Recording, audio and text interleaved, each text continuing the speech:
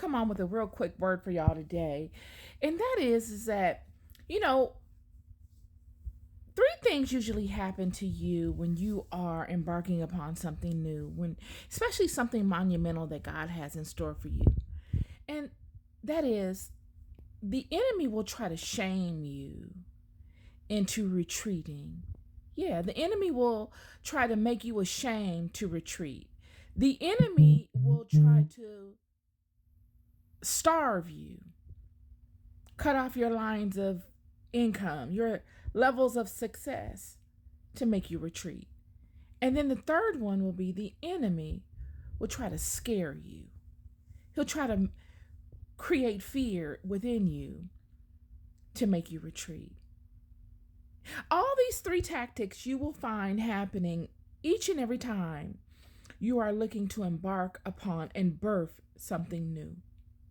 These three things happen upon significant change in your life.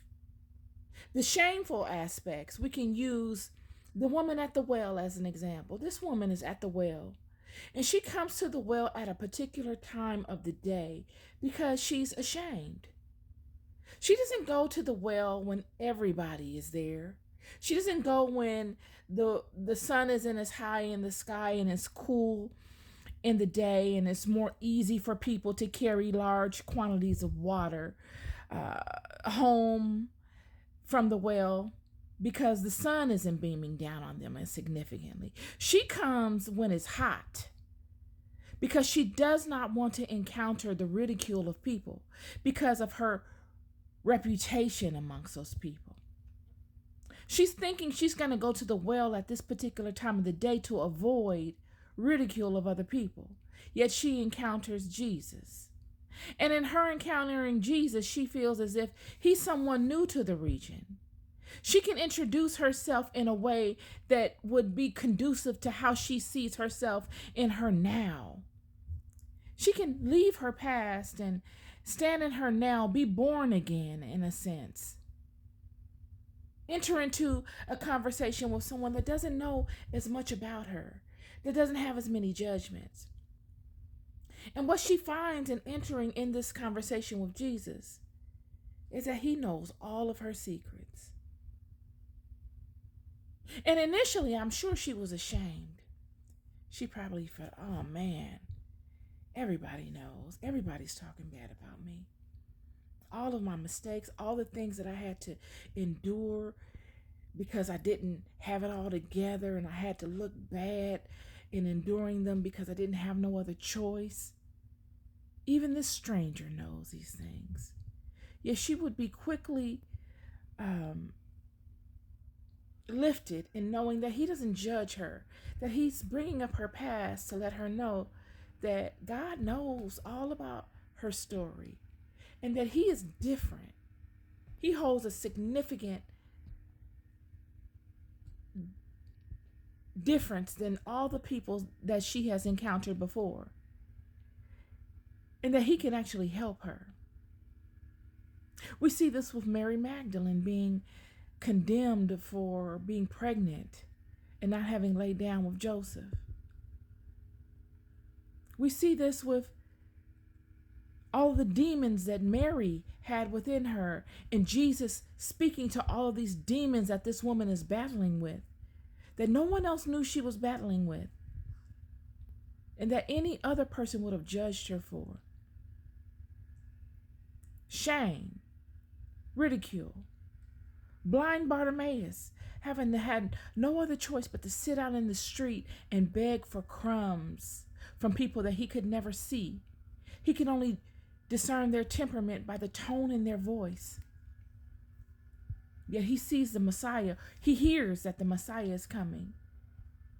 And him living a life of shame holds no shame in his wailing and him speaking aloud to gain the attention and to hold this Messiah in the balance to live up to what he proclaims himself as and to be.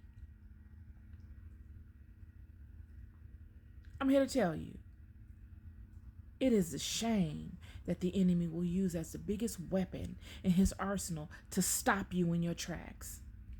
right at the time of your greatest blessing, your greatest turning point. He will also use lack. He will cut off all of your points of entry to the abundance and the prosperity that God had in store for you, to starve you, and then to condemn you and to shame you in him trying to starve you.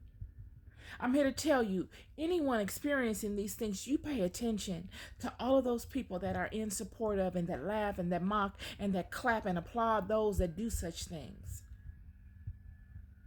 Because God is going to turn it around, friend.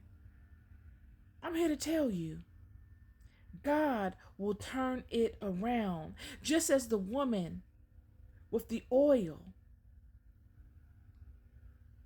God will turn it around, friend. God said, I will make rivers in dry land. I will make a way in the wilderness. Just stay ready. Endure.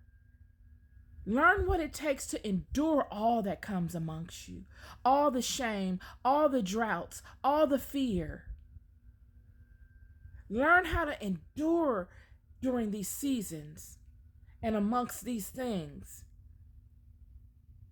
Because God is going to turn it all around, friend.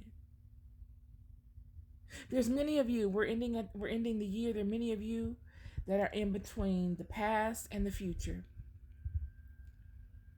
You got things that you need to take care of, but you're embarking on this new journey, whether it's a new business idea, a new creative venture, and you're focused all your attention on this new venture.